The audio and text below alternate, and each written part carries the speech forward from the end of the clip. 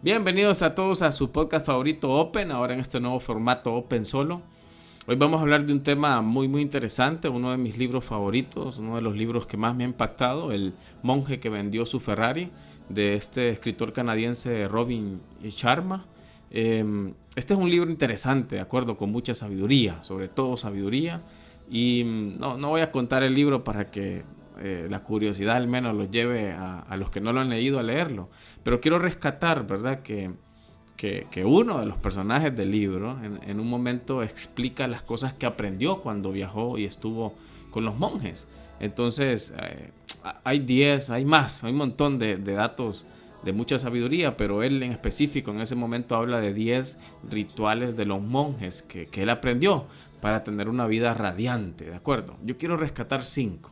5 en mis propias palabras, en lo que yo aprendí, en lo que yo sentí, pero que creo que son importantes y necesarios en nuestra vida y sobre todo en el tipo de vida que estamos viviendo. Hace poco yo hablaba con un grupo de personas y les decía que claro, yo no creo en los 5 pasos del éxito, yo no creo en esas cosas, que alguien tiene la fórmula o que existe la fórmula. Además, solo definir qué es éxito es un tema aparte, ¿de acuerdo? Para cada quien es algo totalmente diferente y no creo que existan los pasos.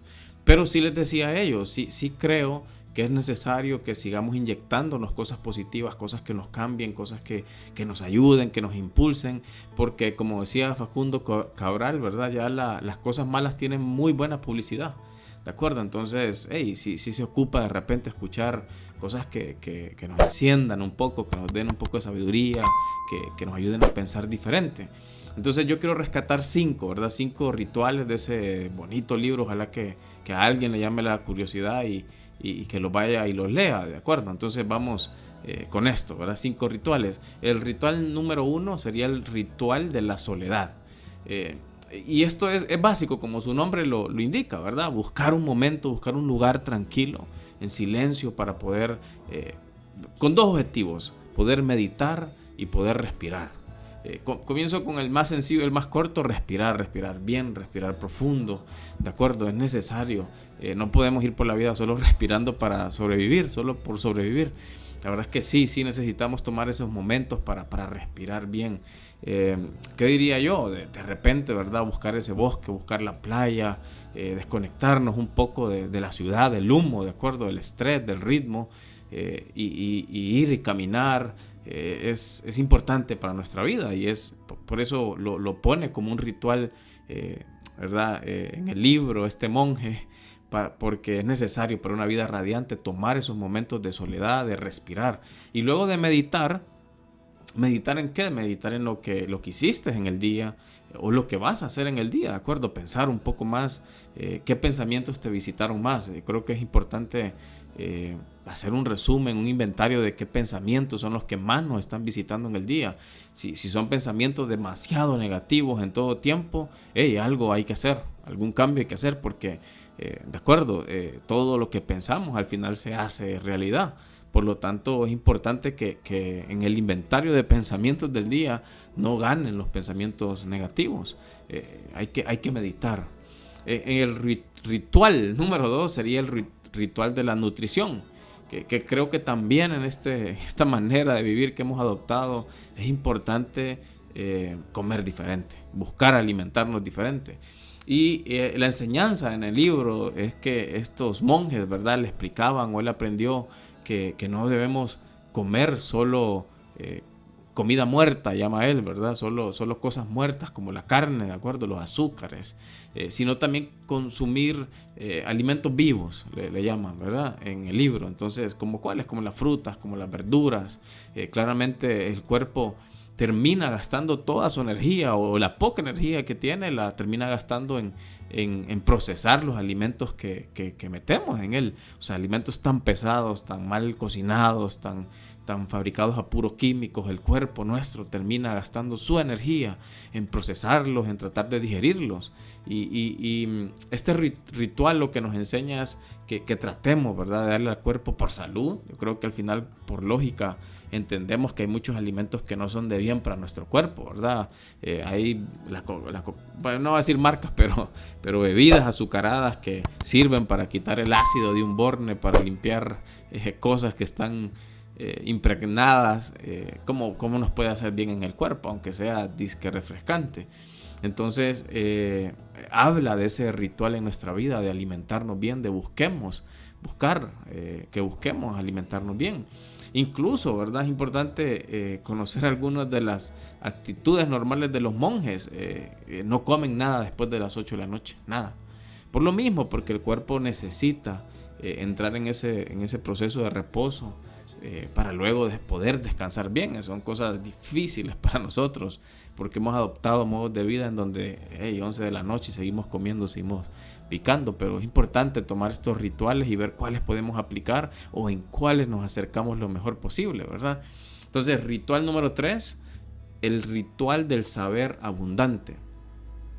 Importante, y voy a decir la palabra importante un montón de veces, creo, en este video, pero cultivar la mente, ¿de acuerdo? Pero diariamente, unos 30 minutos al día para leer, y si estamos tan ocupados, pues para escuchar algo. Ahí está el tráfico, ¿verdad? El tráfico nos quita bastante tiempo del día, porque no usamos ese tiempo para escuchar algo, pero que de verdad nos forme, ¿de acuerdo? Que de verdad nos edifique, que de verdad nos transforme, nos dé algo ahí, ¿verdad? Ojalá que este podcast sea una de las opciones para ustedes. Entonces, metámosle a la mente, ¿de acuerdo? El saber abundante debe ser algo que nosotros tengamos curiosidad, que nos guste seguir aprendiendo, ¿verdad? Que la vida no se nos vaya en ese famoso doom scrolling, ¿verdad? O doom scrolling, o yo la llamaría doom scrolling.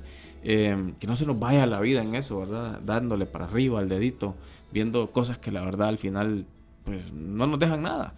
Y es chistoso porque sí tenemos el tiempo para eso, a veces se van horas en eso, pero luego decimos que no tenemos tiempo para hacer ejercicio, no tenemos tiempo para hacer el ritual de meditar que hablábamos al inicio, no hay tiempo para leer un poco, unos minutos, pero sí para darle, ¿verdad? A ese TikTok, a ese montón de videitos raros, ¿verdad? Entonces, ese ritual del saber abundante también es importante tratar de seguirlo lo más que podamos.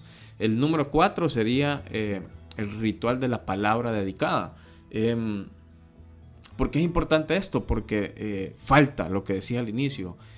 No solamente escuchar cosas positivas, no solamente escuchar cosas buenas, sino también decirnos esas cosas buenas, ¿verdad? Que te dediques palabras positivas, que penses bien de ti, ¿verdad? La Biblia misma dice, ¿verdad? Sí, está mal que penses más de lo que sos, pero también está mal que penses menos de lo que sos. Entonces es importante pensar bien, al menos, ¿verdad? De nosotros, lo correcto, porque no somos basura, no somos cualquier cosa. Entonces también no es justo y ni aceptable que vayamos por la vida creyendo que no podemos, que no servimos, que somos basura. No está bien tampoco. Tampoco es que nos creamos Superman, ¿verdad? Y la octava maravilla, novena maravilla, pero somos alguien importante, somos algo importante. Entonces esas palabras también, tener ese ritual de recordarnos eso, aunque sea pensarlo, mirarse al espejo un poquito y ver, ¿verdad? Que estamos guapos, que estamos bonitos y el Señor al final nos hizo, ¿verdad? Así que es importante, ¿de acuerdo? Que nos demos cuenta de eso, que nos repitamos eso. Hay mucha gente que piensa, ¿verdad? Que es tonta, que no sirve, y eso lo piensa porque lo dice incluso, porque en un momento lo pensó, y luego si lo pensó fue porque alguien se lo dijo, ¿de acuerdo? Entonces eso también, ¿verdad? Que lo que te dijeron puedas revertirlo a través de lo que te decís vos mismo. Luego, el quinto, ya terminando, el ritual del despertar anticipado. Y la palabra importante de este ritual es esa parte, anticipado. Tratemos de levantarnos antes de lo normal. Ahora, si usted se levanta a las 3, 4 de la mañana, 5 de la mañana, está bien, no es para usted. Este ya está cocinado. Pero si se levanta a las 7 corriendo, a las 9, a las 11, a las 3 de la tarde, es para usted. Hay que hacernos un poquito antes, hay que anticiparnos a la mañana. Ese momento es importante, ¿de acuerdo? Para levantarnos, sea para prepararnos, pues, pero pero podemos hacer muchas cosas en ese tiempo, ¿de acuerdo? Levantarnos anticipadamente para tener una pequeña oración de agradecimiento a Dios, para hacer el ritual uno, que era meditar, ¿de acuerdo? O para tomarnos un café, para hacer el otro, que era desde el saber abundante, el número 3, que es leer, ¿verdad? Leer un poquito, o para dedicarnos a esas palabras, ¿verdad? Y ponernos frente al espejo y hablarnos de una manera positiva. Entonces, aprovechemos desde temprano la mañana para planificar el día.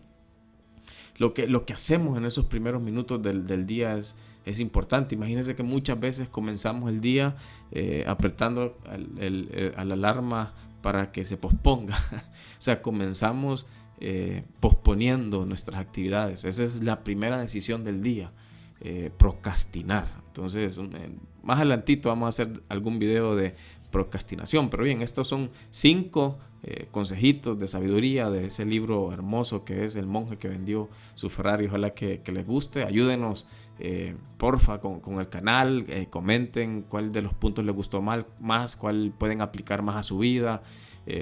Algo más del libro, si ya lo leyeron, denos algún consejito sin vendernos la historia completa para que la gente la pueda leer, pero ayúdenos. Gracias por compartir, por seguirnos, por ver los videos, y nos estamos viendo. Esto es Open.